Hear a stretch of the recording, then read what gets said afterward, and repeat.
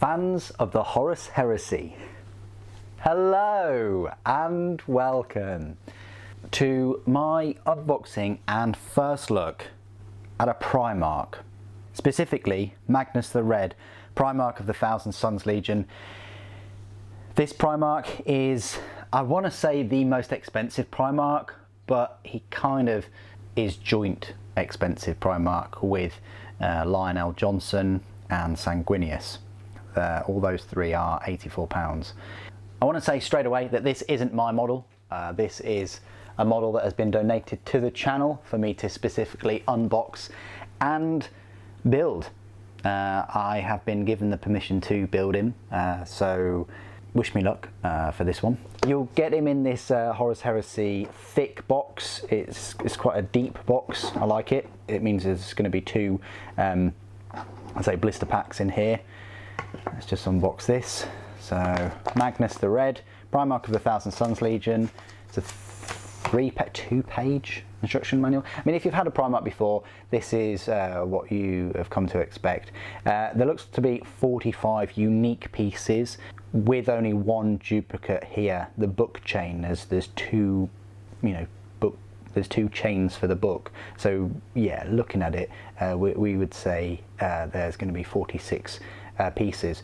As always, you'll need to follow the instructions when working with resin. So what I do and what I've always done for all of my models, and I've never had an issue, is take all of these parts out, put them in a bowl of warm soapy water, so like fairy liquid or something, not really hot, just warm, and then leave that for a few hours, replace the water, and then leave it again. Take all the water out, be careful not to lose any swords down sinks, and finally give it a brush with an old toothbrush and leave it all to air dry. And then once you've done that, I would clean all the parts up, put it together, base it, and start painting it. So that's a really short explanation of how I sort of deal with my resin. Looks like a fantastic model, very big, the tallest Primarch. I mean, Vulcan is a very big Primarch too, but yeah, fantastic mini. I mean, look at all of this warp fire. That's going to be quite difficult to not get that mixed up with anything. It says do not glue the bottom of 3 rock blast to the scenic base. So yeah, you don't glue that. You can magnetize it.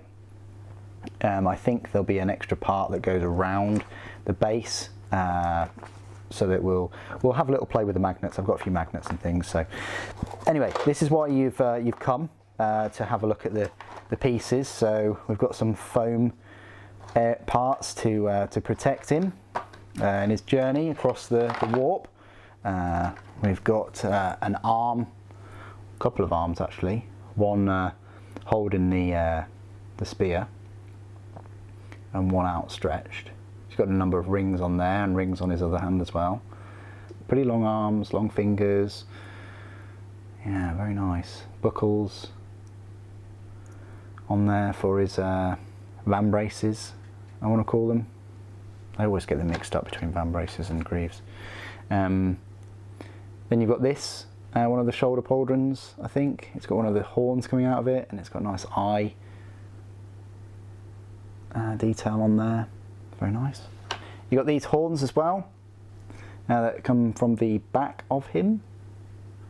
Loads of detail on there. Very nice. Yeah, lots and lots of detail and 3D detailing. You've got part of the warp fire.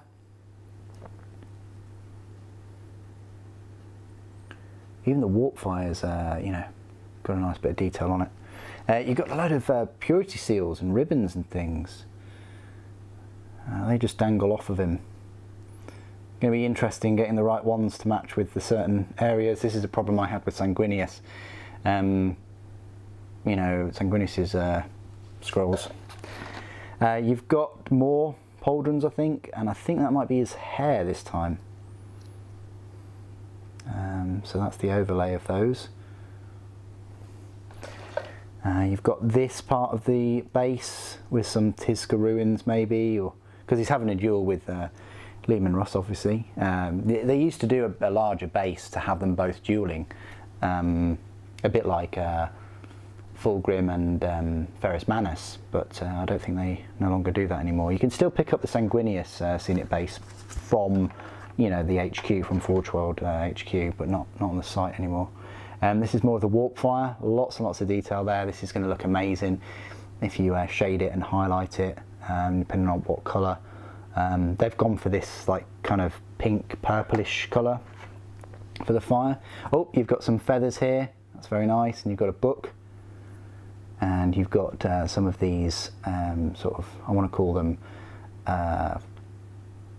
groin tassets or something, like there's plenty of glyphs and writing on those. The lovely bit of detail on there, and the feathers as well. Mini Sanguinius, really. Look at these, wow. Oh, well, just flipped open, didn't it? You've got the chains, so these are the chains for the book. And you've got some tusks as well, and these cutouts. Not quite sure where these will go, but you've got his head. So yeah, he does have one eye there, and then the other one is just kind of blunted out, because that's how he rolls. Nice head, pretty cool. I like the hair as well. I mean, he's Magnus the Red, so he's going to have this big red hair. What else have we got? We've got more warp fire and more ruins and rocks. And more warp fire as well. And finally, oh, we've got some more feathers, and this goes on the back of his head, and a bit of, I think that's his cloth, his loin cloth at the front. But yeah, the feathers are lovely. I mean, yeah, they've sculpted them, oh, lovely, with the 3D detail and how they're layered as well. Wow, that's fantastic. Oh, and there's some detail in there on the back, which I think you'll see when you know, pop that behind his head, his neck. And then we've got this box too. We've got a fair number of pieces in here. That's your guide of working with resin. We'll say right now that was made in April 2021 this year. Oh, we had something else as well, flip out, which was the spear, which is the spear or the staff. There's teeth on it. I like the ridges on the handle and the scroll work. Again, lots and lots of detail on there. This is the thing with these Primarchs, the amount of detail on them is just mind-boggling. You don't kind of expect it. Every single Primarch I pick up, I see more and more detail and newer things. You know, they're fantastic, really are. So the second box here has the rest. I think it has mainly the base and his body. So here are some of the really cool steps in Tizca with more scroll writing, with more glyphs on. So it's definitely rubble and masonry from Prospero. And you've got a bit of iron armour there. Sort of looks like a Space Wolf shoulder pauldron, maybe. It's hard to say, but there you go. You've got more rubble and rocks. It's going to take a fair amount of cleanup for this, I tell you. I will be building this in the live stream though. Probably have released this video out before. That's the start of the warp fire look, just there. You've got the cape.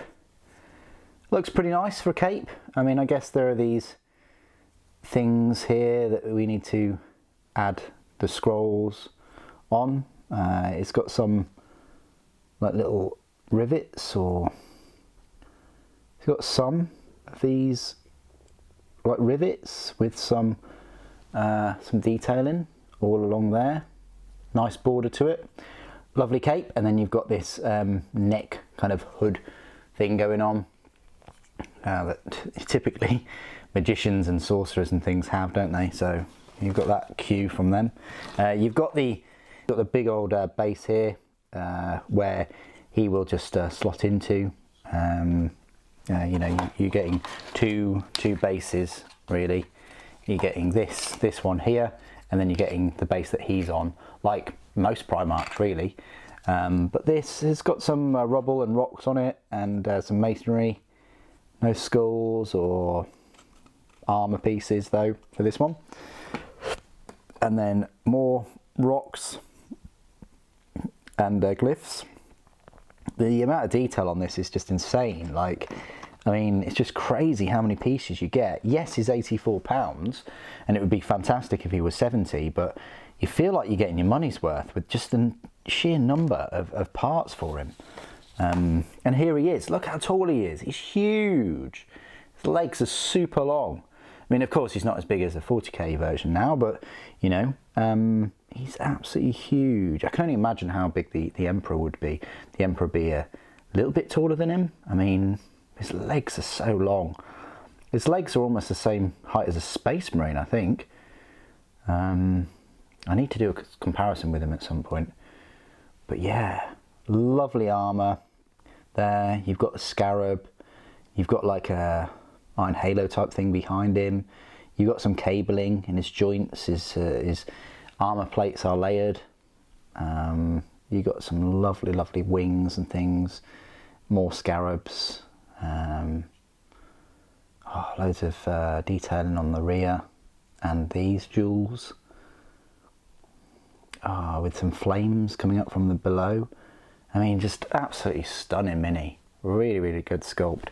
No issues from what I can see either. So yeah, I mean, his head is just gonna obviously go like that, I believe, facing that way. So it gives you an idea. But yeah, he's gonna be a tall one, isn't he? Gonna be a tall Primarch, this one.